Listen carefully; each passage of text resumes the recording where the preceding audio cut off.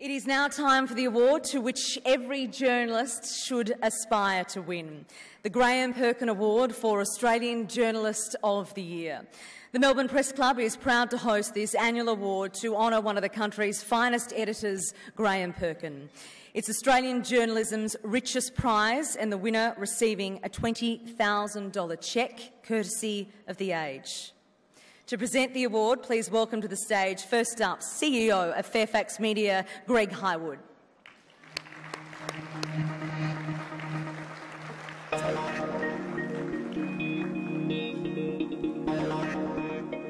The award is also supported by Swinburne University. To help present the award, I would like to invite Andrew Smith, Vice President Engagement, Swinburne University, to come to the stage to help with the presentation.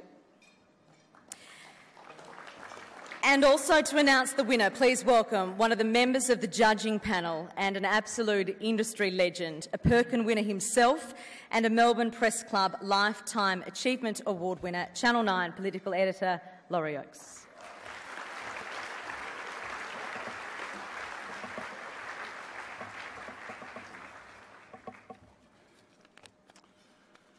Well, we've heard a lot of pessimistic comments in recent years about the future of journalism, but as I said to Brett on the red carpet, I think it's very hard to be pessimistic about our craft, and especially if you have the privilege of being one of the judges for the Graham Perkin Award. For me, for Jill Baker, and for the chair of the judging panel, Laura Tingle, this year's entries again demonstrated that good journalism, by which I mean reporting that digs deep and writing that's compelling, is alive and well. Under the judging criteria, we're asked to look for work that's memorable and excellent, consistent with the journalism practiced by Graham Perkin. The three shortlisted entries certainly met those requirements. There was Amanda Hodge's outstanding journalism in The Australian, going into the slums of India and Pakistan at considerable personal risk to cover the complex social, sexual and political violence of the region. There was Carolyn Wilson's gutsy and well-sourced commentary and reporting in The Age on the Essendon drug scandal that rocked the AFL, and I notice is still doing that. And there was James Campbell's devastating scoop in the Herald Sun based on leaked tapes. It helped bring down a premier and gave readers an insight into unattractive manoeuvrings at the top levels of the police force, the Victorian Liberal Party and the state government. Choosing a winner from this high-quality field was not an easy task. Now I'll ask Andrew Smith of Swinburne University to announce the winner of the Graham Perkin Award. Thanks, Laurie, and good evening. On behalf of Swinburne University of Technology, it gives me great pleasure and is a privilege to announce that the winner of this year's Graham Perkin Australian Journalist of the Year is Caroline Wilson of The Age.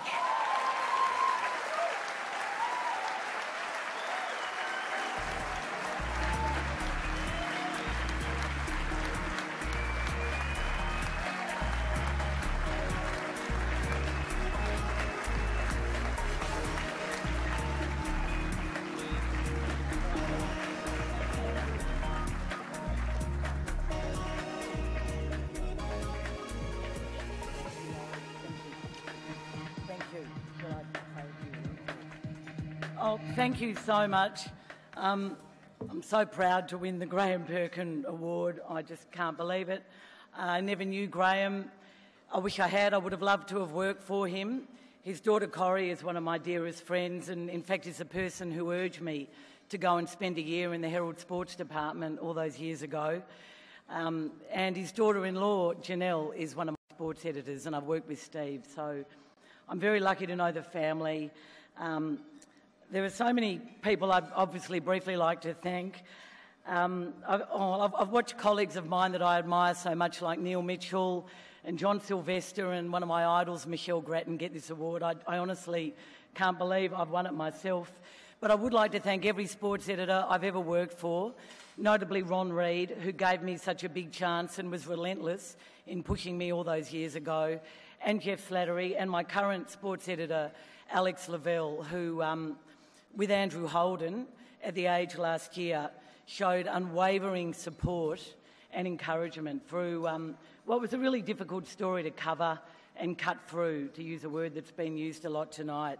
I wish the Essendon story hadn't happened. I really mean that, even though I guess it's one of the reasons I'm here now, because there was so much bloodshed and so much heartbreak and grief for so many people in a sport I absolutely love.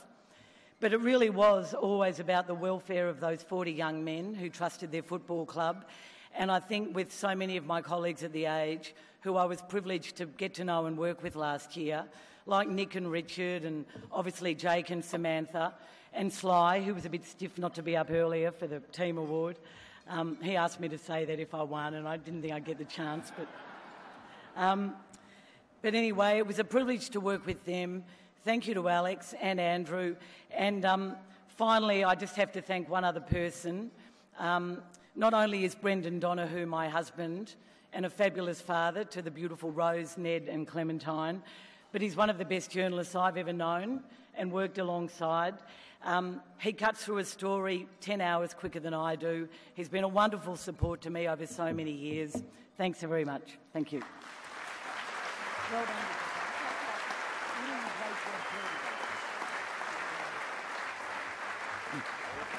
Look, I'd just like to read the judges' comments on the winning entry.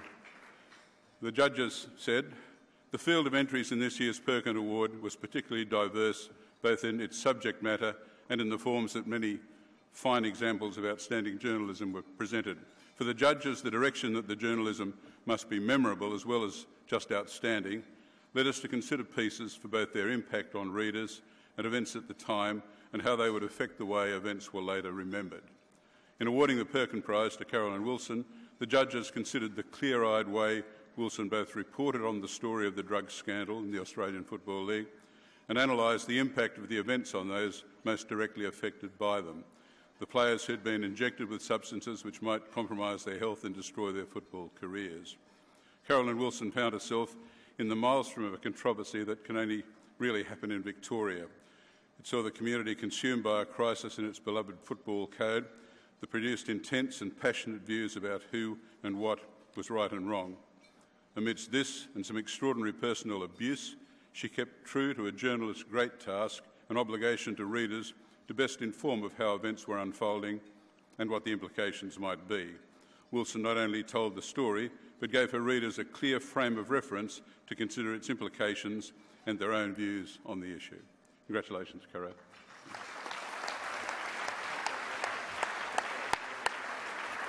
Thank you very much, gentlemen, and once again, congratulations to Carolyn Wilson.